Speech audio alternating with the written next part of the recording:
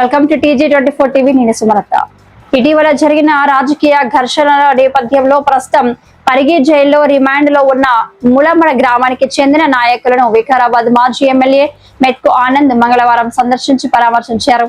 ఘర్షణకు దారితీసిన అసలు కారణాలను వారిని అడిగి తెలుసుకున్నారు. సమావేశం అనంతరం ఆయన మీడియాతో మాట్లాడుతూ అధికార పార్టీ కక్ష సాధింపు రాజకీయాలకు పాల్పడుతుందని మండిపడ్డారు. ఇలాంటి అక్రమ కేసులకు తాము భయపడే ప్రసక్తి లేదని ఆయన స్పష్టం చేశారు. బాధితులకు పూర్తి స్థాయి న్యాయం సహాయం అందిస్తామని ఆయన హామీ ఇచ్చారు. మొన్న నవాపేట్ మండలం మూలమాడ గ్రామంలో జరిగినటువంటి సంఘటనను తీవ్రంగా ఖండిస్తూ ఉన్నాం. ఇక్కడ ఏమైందంటే కాంగ్రెస్ బీఆర్ఎస్ల కొట్లాటలాగా అయిపోయింది. మొన్న గత సర్పంచ్ ఎలక్షన్లో ఎవరెవరికి ఎవరు సపోర్ట్ చేసిండ్రు అనే దాన్ని దృష్టిలో పెట్టుకొని ఈ కొట్లాట జరిగినట్టుగా అనిపిస్తుంది. ఏదో ఒక సాకు చెప్పి నీళ్లు రాలేవు, భగీరథ నీళ్లు సరిగా వస్తలేవు అనేది సాకుగా పెట్టి కొట్లాట తీసిందని చెప్తున్నారు.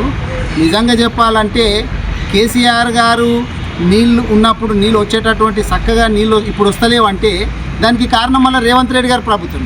కొట్లాట శురువైంది మళ్ళీ నీళ్ళ గురించి. ఇప్పుడు నీళ్ళను కూడా బంద్ చేస్తున్నది రేవంత్ రెడ్డి గారి ప్రభుత్వమే. ఎందుకు అంటే ఆ నీళ్ళని కేసీఆర్ నీళ్ళు అంటున్నారు అని చెప్పి బంద్ చేస్తున్నారంట. గాడికి వెళ్ళి లొల్లి శురువైంది. అయితే ఇక్కడ దురదృష్టం ఏంటంటే దెబ్బలు తిన్నోళ్ళు మా పార్టీ వాళ్ళు, జైలుకి వచ్చింది కూడా ఎక్కువ మంది మా పార్టీ. ఎట్లనో చూడిది, దెబ్బలు తిన్నోళ్ళు మా వాళ్ళే, బాధితులు మా వాళ్ళని ఎక్కువ మందిని మళ్ళీ జైలుకి తీసుకొచ్చింది. మా వాళ్ళు ఎవరి మీద కూడా చేతి చేసుకోలే, అడిగినరు ఎందుకు కొట్లాడుతున్నారు అనేది అడిగినరు తప్ప వీళ్ళు ఏ విధంగా ఉన్నారంటే మేము నిన్న మాజీ మంత్రి సబితమ్మ గారు మేమందరం కూడా గ్రామానికి పోయి చూసినాము.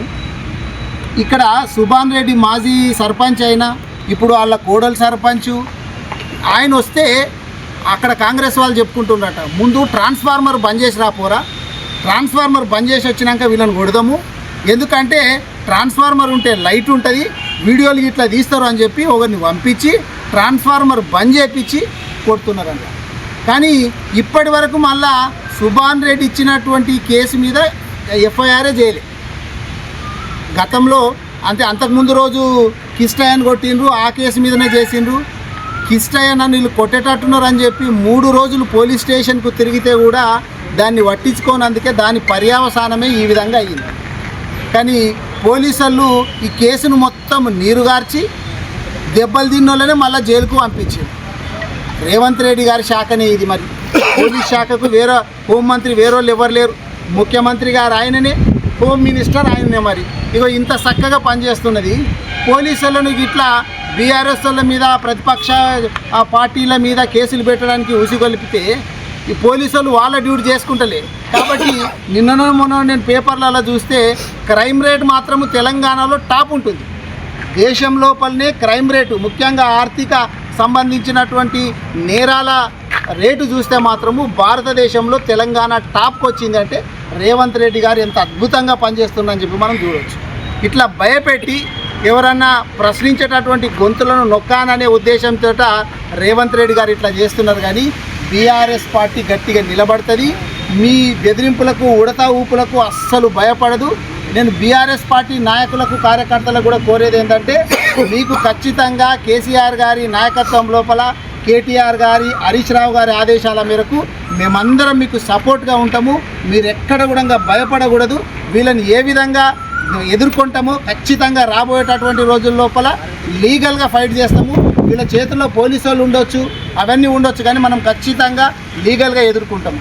నిన్న ఇంకొక ఘోరం ఏంటంటే మేము వాడికి సబితమ్మ గారు మేము పోయి చూస్తే కొట్టడానికి వాడినటువంటి రాడ్స్ ఉన్నాయి, రాడ్స్ తీసుకొని కొట్టిండ్రంట. నల్ల లిపుతాం కదా, నల్ల లిప్పేటటువంటి రాడ్ తీసుకొని కొడితే పోలీసు వాళ్ళు దాన్ని సీజ్ చేయాలి. ఇప్పటి వరకు సీజ్ చేయాలి. బండ్లను వలగొట్టిండ్రు, 2 వీలర్స్ బైకులను పగలగొట్టిండ్రు, అద్దాలు గిద్దాలు అవన్నీ డ్యామేజ్ చేస్తే వాటిని సీజ్ చేయాలి కదా. పోలీసు వాళ్ళు ఎంత నిర్లక్ష్యంగా పనిచేస్తున్నారు అనే దానికి ఇవే సాక్ష్యం. అక్కడ ఏం దొరికినా కానీ వాటిని సీజ్ చేయాల్సింది పోయి వాటిని అట్లాగే వదిలేసిండ్రు. ఇప్పటి వరకు సుభాన్ రెడ్డి ఇచ్చినటువంటి కేసు ఫైల్ చేయలేరు. దాని మీద నేను పోలీసు వాళ్ళని కూడా కోరేది ఏంటంటే కాంగ్రెస్ గవర్నమెంట్ శాశ్వతం కాదు. వాళ్ళు చెప్పినట్లు మీరు ఆడుకుంటూ పోయి మీరు భవిష్యత్తు లోపల ఇబ్బంది పడకూడదు. గతంలో కూడా మనము ఏపీలో చూసినాం, ఐపీఎస్ ఆఫీసర్లు అటువంటిది సస్పెండ్ కాబడ్డరు. కాబట్టి మీ భవిష్యత్తును వీళ్ళకు ఫనంగా పెట్టొద్దు అని చెప్పి నేను పోలీసు వాళ్ళని కూడా హెచ్చరిస్తాను. హాయ్ అండి, నేను మీ Satyasri. Please do subscribe TG24 TV.